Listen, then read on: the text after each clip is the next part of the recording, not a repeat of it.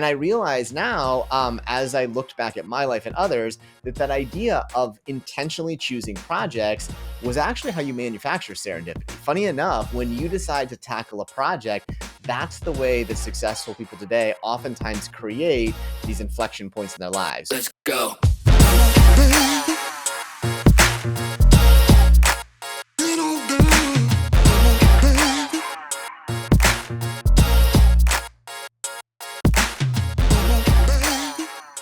Can we create our own magical opportunities with the right project?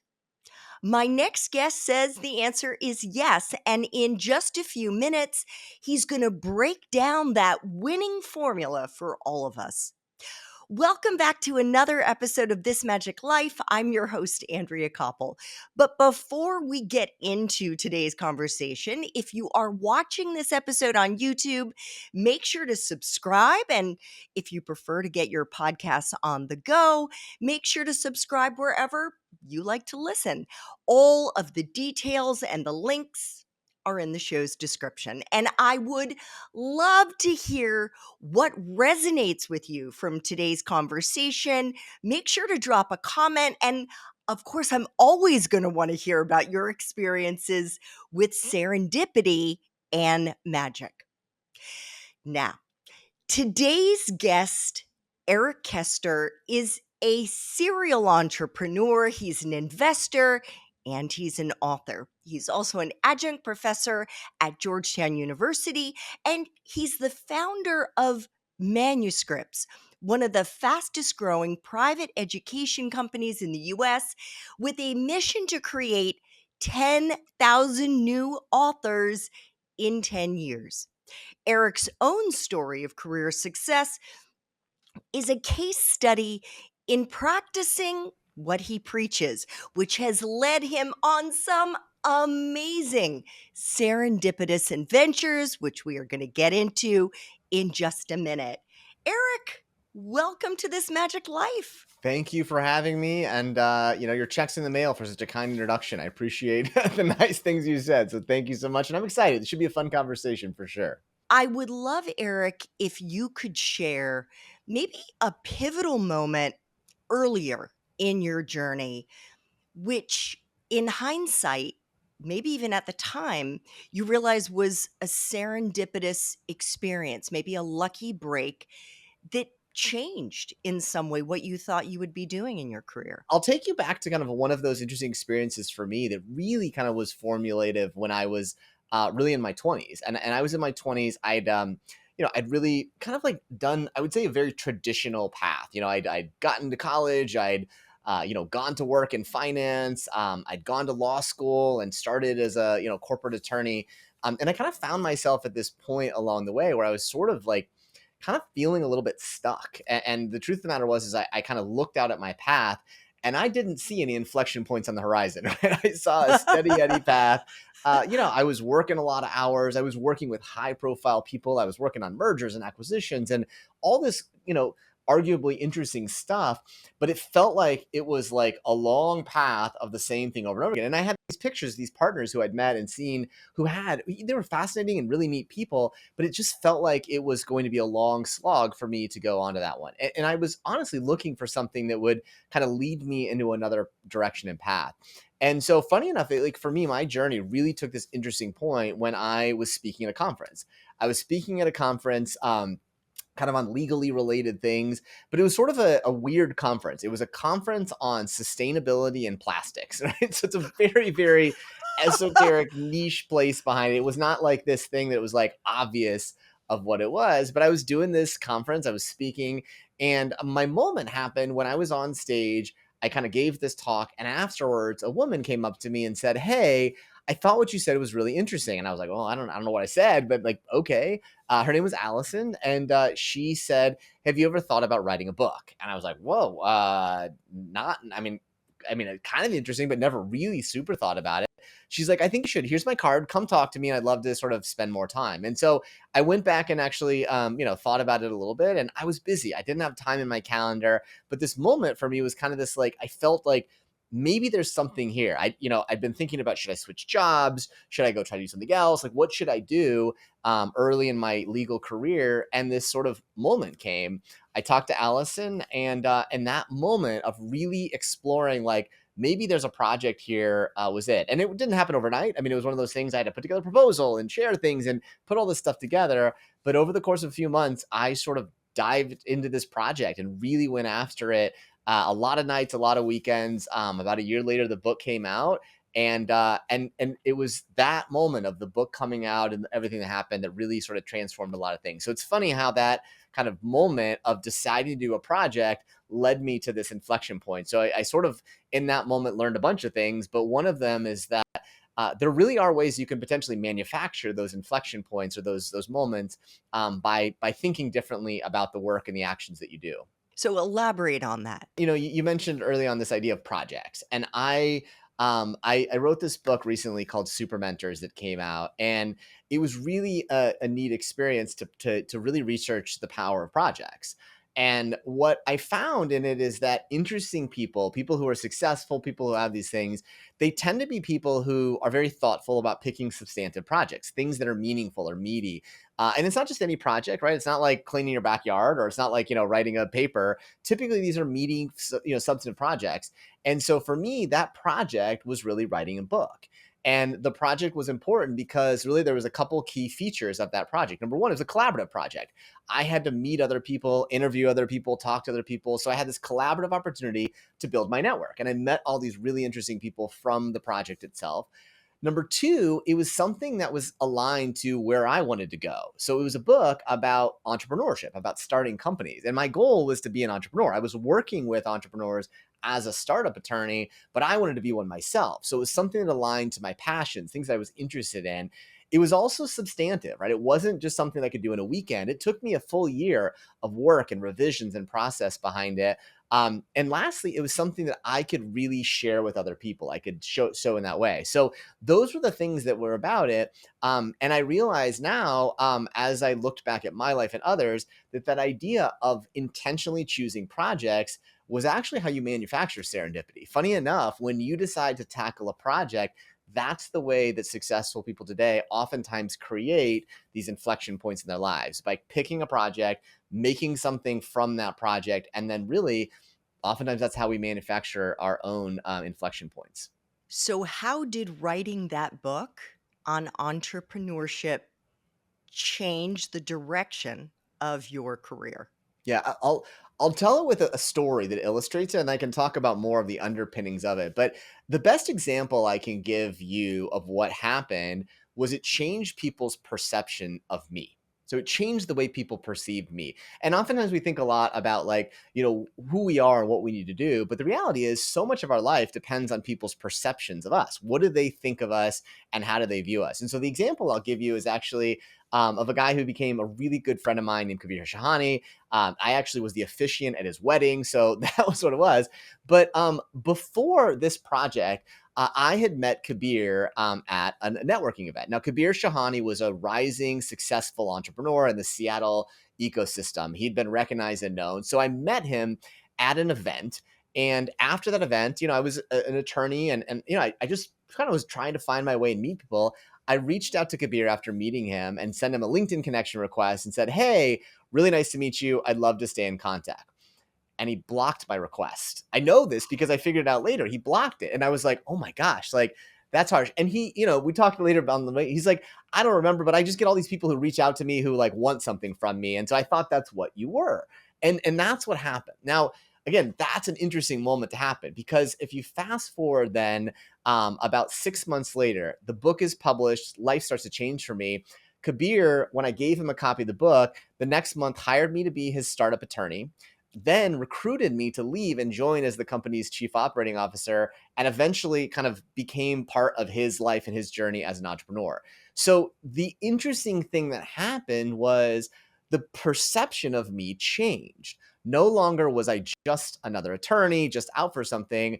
I was actually, again, demonstrating something different and sharing.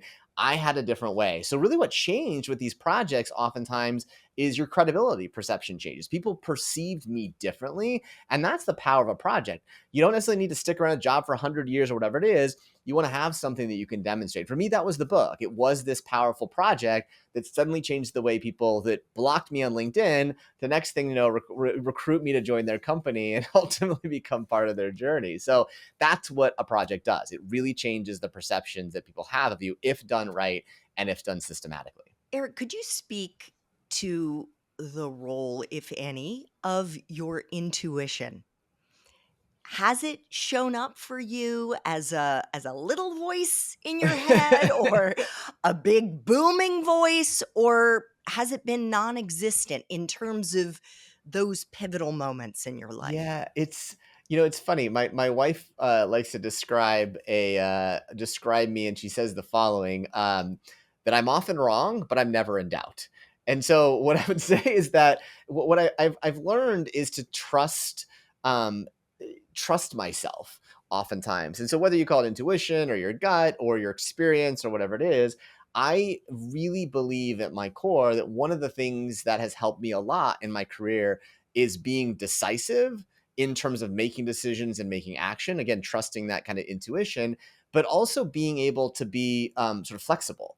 And so I oftentimes recognize those things. So, like the example of the story with Kabir, I thought networking, meeting in person would be that thing. And so I went with that strategy. I'm going to meet these people behind it. But then when I realized that strategy didn't work, I had to try something else, and it did. So I think part of what happens for me in some senses is I have to learn how to get better at having a clear picture of where I want to go, and those things is certainly something that I try to believe in and do and have that. So being never in doubt but often wrong is kind of the balance behind it, and that's what I think probably has been for me is, and part of it comes down from wisdom, comes from learning, from experience of figuring out how you are wrong less or wrong in smaller ways. But I do think that part of it, you have to go in with a sense of confidence, to try something, make an active decision into it, and use the knowledge you can have to sort of say, I'm not going to have doubt about making this choice, but I also know that if that I may not be right, and that's okay. That is actually, I think, sometimes the biggest hurdle to clear, Yeah. especially for young people, but frankly, people of all ages struggle with that fear of failure. Has there been an instance, Eric, and I'm guessing there's been more than one, where maybe an unexpected failure or setback actually led to something even better, a better opportunity? I think the bigger piece of it to recognize too is that once you start to sort of understand that the big failures, the capital F failures, the things where you die, you go bankrupt, people think you're embarrassed, like you become a pariah, you're canceled. That stuff just happens very, very infrequently to normal humans. I mean, sometimes it can happen, but like you sort of, to funny enough to sort of say, these things don't typically happen unless you're taking these big, gargantuan, unnecessary risks or some of these things into it. So the reality of it is that most of the time, failure is not capital F failure; it's little failure, and those little failures are things that like you kind of forget that happened to you along the way. And so I'll give you kind of an example of that, like what kind of how that manifested for me is. I got this book deal with this woman, Allison Shanken, and I wrote the book, and I worked really hard at it, and then I had a deadline, and I hit the deadline was coming up, and I was ready to send it out, and I read through it, and I went through it, and I started thinking about these things like, oh my God, there's so many things in here that like could be wrong. Like the partners of the law firm are going to fire me. I'm going to lose my job, all this kind of stuff behind it. And so what started to happen is all this stuff started manifesting in here, all this stuff in here. And that's really where this idea of collaboration is so important. So I basically started making excuses of not to ship it. I started like, wait, well, I need more time on this one, and there's other stuff going on. And eventually, at a certain point, Allison, kind of my editor, gets on the phone with me and she says, listen, like the reality of it is that this doesn't mean it's done. You just need to get it to me so I can tell you what actually are things that could go wrong. And so I think part of it is we think of these things as these big moments and capital F failures, But the reality of it is you want to be able to make progress on things in a smaller bout. So I had thought of this book is out and people say it's an embarrassment and you're all this sort of stuff behind it versus you're just shipping it to me, Eric. Don't worry about it so much. So I think part of what we have to do is really challenge what are the things we're afraid of or nervous about.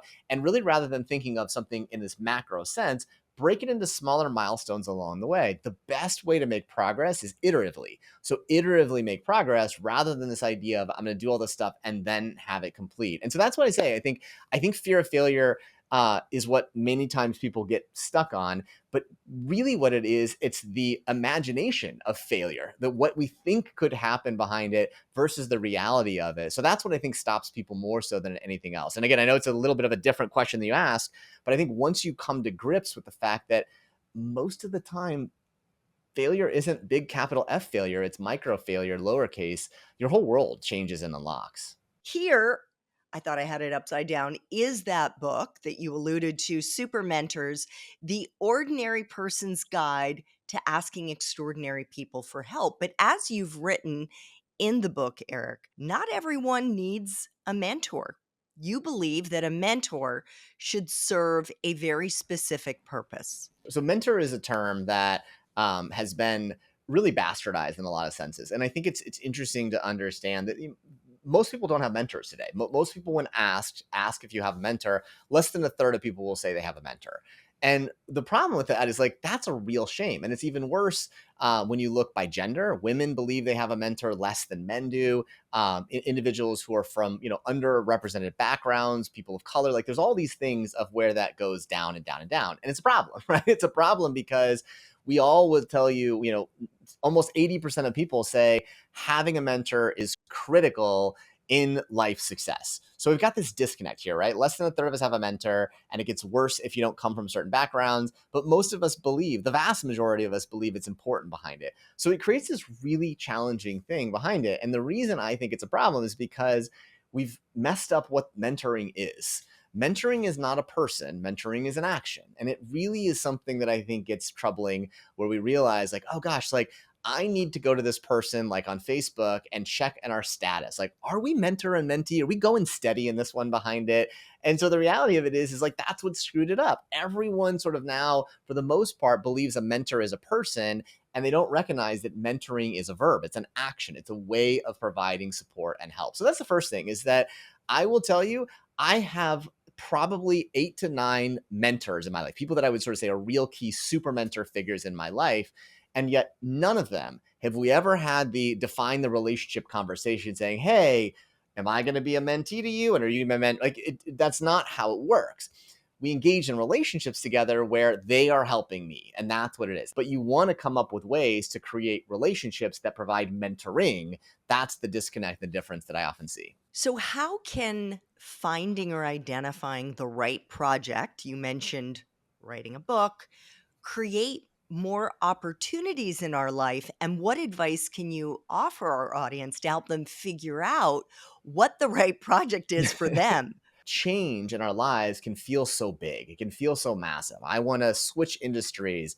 I want to figure out like my life's purpose. I want to get a company. There's all these things that feel so big in our lives. And oftentimes we feel stuck because the enormity of it. And again, that's going back to this question of fear. We sort of think about these things into it. What I would share with you of why I think projects are so powerful is because in some senses, they're just something that is attainable and doable by anyone. For the most part, the projects that we identified in our research are things that could really be accomplished in 6 to 12 months. So that's what most common about the projects we found. They are substantive. It's not just something that you could do in a weekend, but it is something that will take you a substantive amount of time. The ones that we found in our research were some examples of projects that we found were so critical for success, building relationships, again, building skills, improving, were things like writing books. They were writing a multiple part article series. They were putting on an event series or a conference. They were launching a podcast or a video show in this way, publishing research, doing some kind of a demonstration. There's a bunch of things that are out there, but they all have that substantive nature to them. Now, why do they matter so much in terms of success and key things behind it? They work because, again, they fit into a couple things. Number one, they are collaborative. So, for example, This is an example of a project. This idea of what you're doing here relating to, interviewing me as a video and an audio show, it's a project. But what's important about it is it sort of don't work if we're not on it together, right? You need collaboration. So it allows us to build a relationship rapport. So it creates collaboration. So what's great about this one is now we've collaborated on something together. We build a relationship behind it. So whether you're someone who's, 19 years old trying to break into an industry or 65 years old trying to start a company, part of what's hard about life is that we oftentimes don't have a reason to build relationships together. So if you want to start a company one day, what's the best thing you can do? Meet more entrepreneurs. But what's important in that one is not just to meet them, it's to collaborate with them. Find ways to work and meet and share and show behind it. Sheryl Sandberg is a perfect example of this one. Sheryl Sandberg is like a lot of people. She's hyper ambitious, especially when she was in her 20s. So she went to Harvard, very, very driven individual, but also kind of was finding that the traditional paths for her weren't easy to access. She wanted to go into government and policy, and she found that it was a different journey, or more difficult journey for women.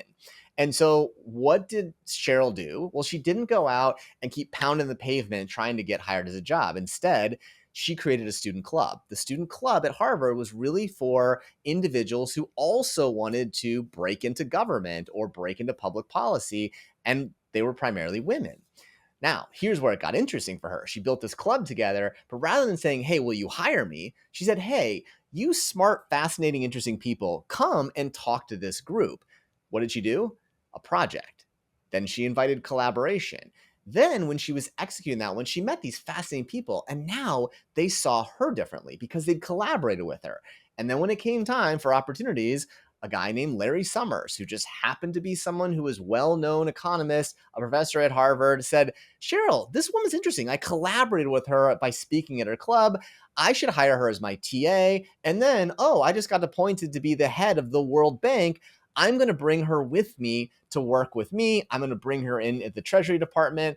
It's not that like Larry Summers made Sheryl Sandberg's. It's that Sheryl Sandberg made a project that collaborated that proved that she was someone that could fit with him. That's really what's important. Collaboration proves, builds rapport, builds relationship, but also demonstrates that we have something special and unique that other people could potentially benefit from. You have a chapter in your book entitled Embrace the Unanticipated and Unexpected. And you start the chapter by writing, in the super mentor experience, what you'll see is that aspect of luck, unanticipated, unexpected moments that are transformative in some form or fashion.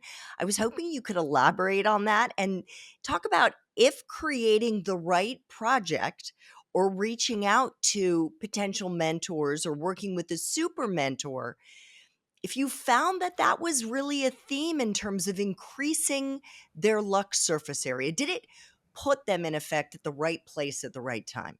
Yeah, so it's a really great question. I'm glad you flagged it in the book because it's one of my favorite things that I think is important to talk about.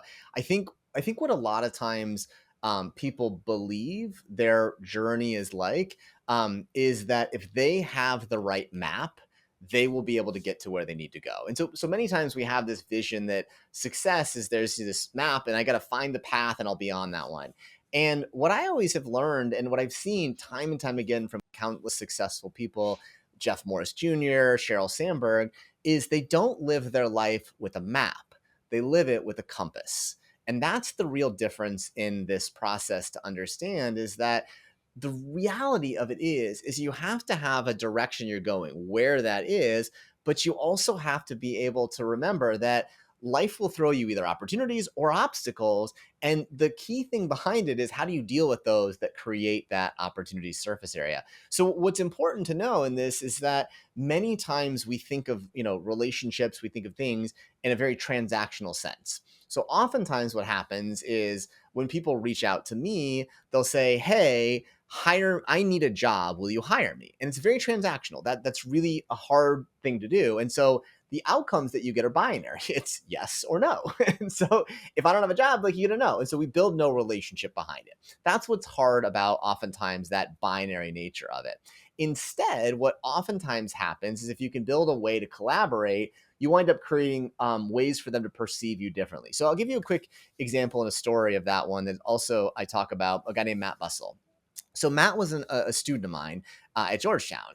And the funny thing about Matt is Matt's the only student that I've ever had that took my class twice with his own accord. So he took my class twice, his own accord. The first time he took it for a grade. The second time he took it just because he wanted to take the class because it was meaningful into it.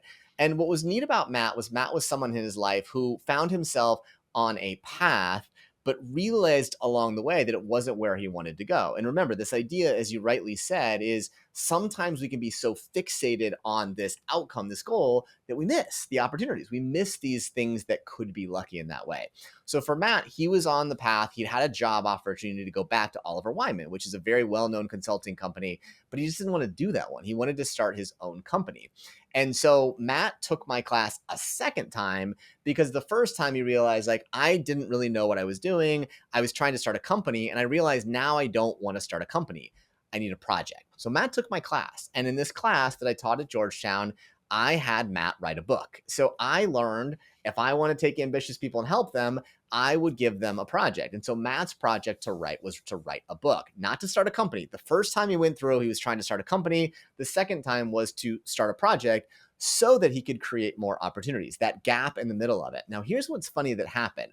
So the first time Matt took my class, he was fixated on trying to basically build a company that could really look at the intersection of sports and augmented reality. So these sort of like Google Glass type of things to see what it was. So he started that project or that company, and it just didn't go anywhere. So we took another turn and this time did a project. And the project was understanding the intersection of technology and sports. So he wrote a book on it called Game Changer. He went out and interviewed all these interesting people, these fascinating folks along the way, and built this relationship, all these different people at the end of it. So he published his book and he kind of says, hey, like, I thought this would give me my startup or my company along the way. And I said, it will. Just give it a moment here. You need to, you've increased your luck surface area. Wait for what happens. So one of the people that Matt had interviewed along the way was a guy who was working at Google. And he'd talked to the guy about the future of technology. And when his book came out, he sent it to him and heard nothing. Well, it was about timing, not about opportunity. The timing happened about 6 months later. So this guy who was at Google, after Matt had sent him his book, he left Google and he started his own company. The company was using augmented reality in the space of commerce. So what happened? Well, that guy reached out to Matt because he had this book and said, hey, I've got an opportunity today. It's not maybe what you thought it was going to be, but it's what I need right now. And I know you're competent, you're interesting. Could we talk about it? So they brought Matt in, he interviewed him. They spent some time together. Matt went home and put together a short little deck, taking some of the insights from his book and sent it to this guy. Matt was the first person hired on that team, the only person who had no technical skills as their head of product, and it sort of changed his life. He then worked there for a number of years, got some experience, and then started his own company and raised capital, and that person was one of the investors. So the reality of all these things is that we need a compass. Matt knew where he wanted to go, but if he was so fixated on staying the path, he would run into blockers, obstacles that would stop him, rather than saying, oh, interesting, well, I can still go to my path, but I'm going to go this way and then go around to that obstacle, or here's this other opportunity that will get me there faster. So a lot of it is remembering that projects are these tools that really give us opportunities in a much faster way. We just have to remember that it may not be exactly how we thought it would be or when we thought it would be, but ultimately people will give us opportunities that we may not have got on our own. Is one of the big takeaways here, Eric, that when you create a project, whether it's writing a book or whether it's creating a movie, shooting a movie, or a podcast, you are casting a wide net and in the process, meeting new people. So it's those relationships that you're creating, even if these aren't super mentors, even if these are people that you have one interaction with, but in effect, you're opening doors and more doors are being opened. And as a result, you're increasing the likelihood of serendipity and luck to fall in your path? It's you increase the opportunity surface area is what we describe it as. And the analogy that I think that I'll share that I find to be a fun and a good one for people going back to the challenge with mentorship is that historically we've thought of this I have a mentor. So it's your Yoda, it's your Dumbledore, it's your Glinda the Good Witch. It's it's this one person, and that person is supposed to take you under their wings and shepherd you there, right? We have a the hero's journey, right? This idea that we've told about, and it's this thing that's become part of the cultural zeitgeist. We think of that as this path. I'm just one mentor away from unlocking my potential as the boy wizard. This thing, right? The reality of it is what I think today we really need to see life as is not about those kind of Star Wars, Harry Potter things. It's like Ocean's 11. And so if you think about Ocean's 11, Danny Ocean is the guy. He's the bringing the people together. But it's not just one person. It's 10 other people, all these individuals that are on the journey with him. It's Danny's heist, but he brings these people into the project and they bring different things along the way. One of them brings the money. One of them brings the skills. One of them brings the connections. There's the muscle. And so I think all of us need to stop seeing ourselves as Harry Potter in need of our Dumbledore and instead be Danny Ocean. You don't need just one person in the car to pull off a heist like that. Bigger things require collaboration. So you're going to need all those different people into it. And frankly, it's easier for them too. Harry Potter needed a lot of the Dumbledore to become his potential. That was a lot of pressure on that one person. Most of us aren't willing to do that. But in this other case, if you can bring people into a short-term project that can see it, it changes those outcomes. And I think that's what happens is now not only do you have one person who can unlock opportunities for you, Danny Ocean had 10. That just is an increase in a number of those people who have their connections, their networks, their network capital that really brings it. So the more people you have, the more network capital, the more knowledge capital, and frankly, the more opportunities come to you as a result. So it really is truly about increasing the opportunity surface area by not relying on one person. Beautiful. So I have two questions that I try to ask all my guests, Eric. And the first one is, and we've certainly touched on it throughout this interview, but can you offer any advice to our audience to help them invite or attract more serendipity in their lives? And perhaps another example that goes beyond the increasing your network, creating a project. The biggest, like, kind of sort of, I'd say, principle that I see that's very common amongst people who seem to increase their surface area, they increase opportunities behind it, is they recognize that life's not transactional, it's relational. And so Mhm. one of the interesting things that I've learned is the power of the feedback loop. And it's a really funny thing, but I think many people don't think about it this way. And I'll give you a real example that I talk about in the book. I oftentimes, had been in my life asked for advice and guidance and mentorship and help along the way. And I would do it. So I would sit down with people. And so for one 4-month period, I tracked all of these conversations. So in 90 days, I met with 81 different people. 81 people I sat down with and would talk about.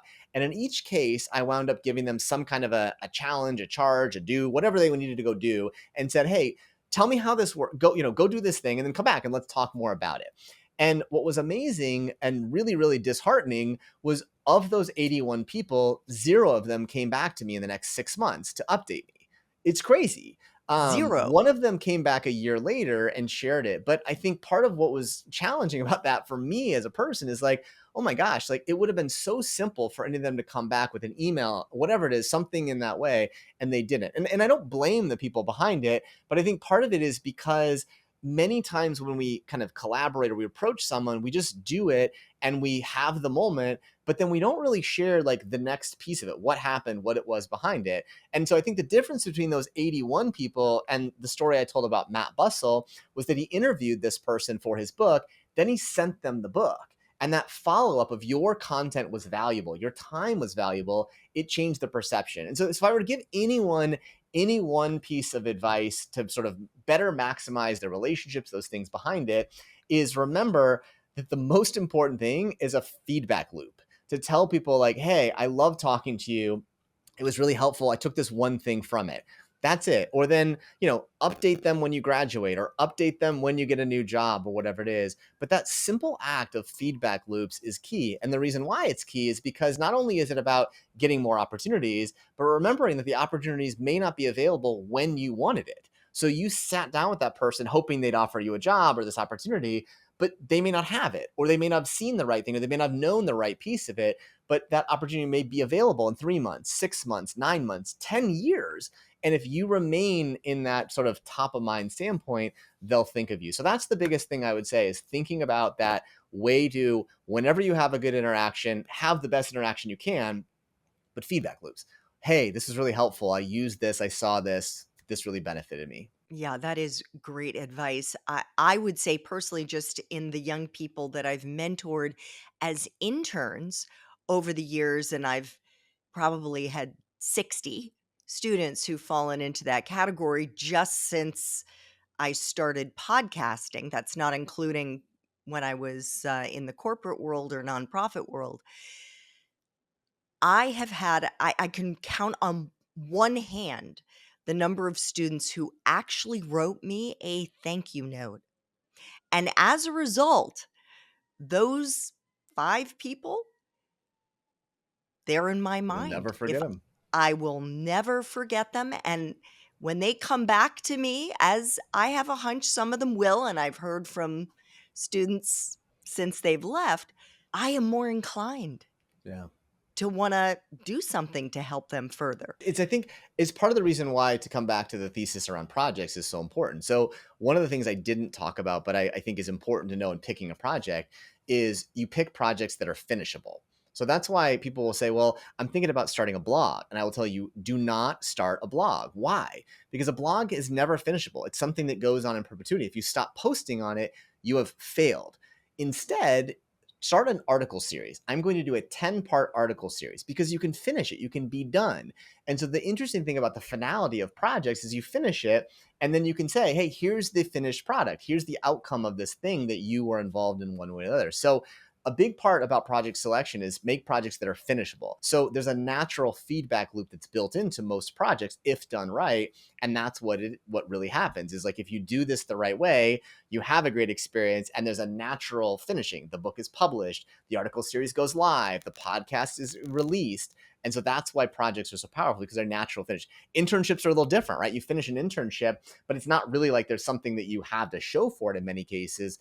That's why one of the biggest things I tell companies looking at making a better program for mentorship or for internships is define a key project that's finishable so that you can then show what you accomplished in that experience and then have those natural feedback loops built in.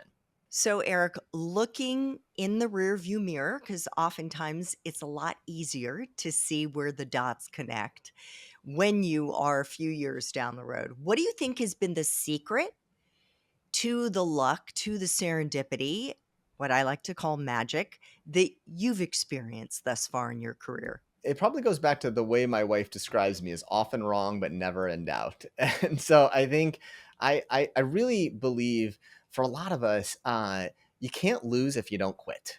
And so I think that's a really, it sort of sounds simple and it sounds trite, and frankly, it probably is.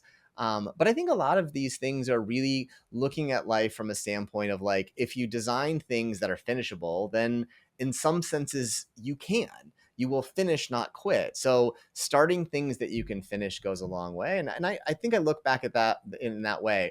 When I have been at my best, it's because I had a project that I cared about, that I wanted to do, that I needed to finish. When I'm at my worst, it was oftentimes where I felt like the future was in perpetuity and I saw no end in sight.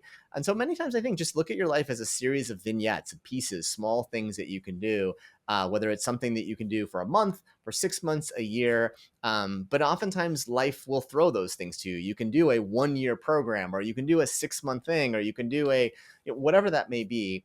But I think make life a packages of finishable things, because frankly, that's what makes life a lot easier. And frankly, it makes some things that are more fun and shareable and showable. Absolutely. And I would say, just from where I sit, Eric, and knowing you a bit, I have to imagine that the fact that you have so many interests and you're a curious guy. You're also somebody who's willing to say yes to things that might seem scary. Or stupid. Not necessarily, but you're willing to Sometimes. take a flyer. You're Yeah. willing to go out there and do something. And of course, you want it to succeed, but if it doesn't, you're resilient. You pick yourself up and you keep going. Yeah.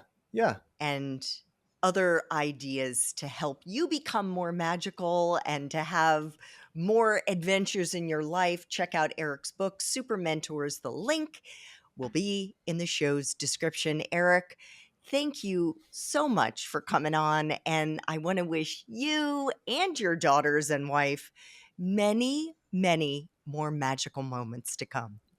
Thank you. Let's go. Thanks so much for tuning into another episode of This Magic Life. Our mission is to inspire you to stop fearing your future and start getting excited about all the serendipitous and magical opportunities that await you. Make sure to subscribe to This Magic Life on YouTube so you don't miss any new episodes. And for on-the-go listening, give us a follow wherever you like to listen to your podcasts. We absolutely love to get feedback from the This Magic Life community, so make sure to drop us a comment on YouTube or a 5-star review on Apple. And you can always find me on LinkedIn at Andrea Koppel, aka the Career Magic Maker. I can't wait to see you soon.